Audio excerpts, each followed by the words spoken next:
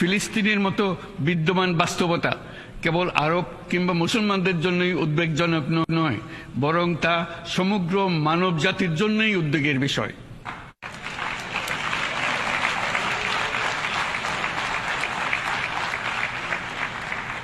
একজন মানুষ হিসেবে প্রত্যেক ফিলিস্তিনির জীবন অমূল্য।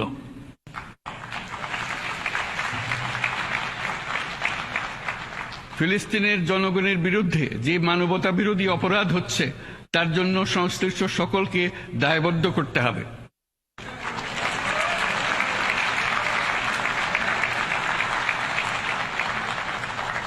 ফিলিস্তিনের জনগণের উপর চলমান নৃশংসতা, বিশেষত নারী এবং শিশুদের সাথে প্রতিনিয়ত যে নিষ্ঠুরতা বিশ্ব দেখাচ্ছে, তা থেকে নিস্তারের জন্য বাংলাদেশ অনতিবিলম্বে সম্পূর্ণ যুদ্ধবিরতির আহ্বান জানাচ্ছে।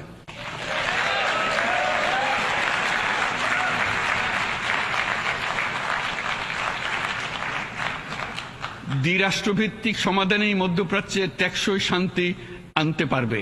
তাই জাতিসংঘ সহ আন্তর্জাতিক সম্প্রদায়ের সকলকে এর বাস্তবায়নের জন্য এখনই উদ্যোগ নিতে আহ্বান জানাচ্ছি।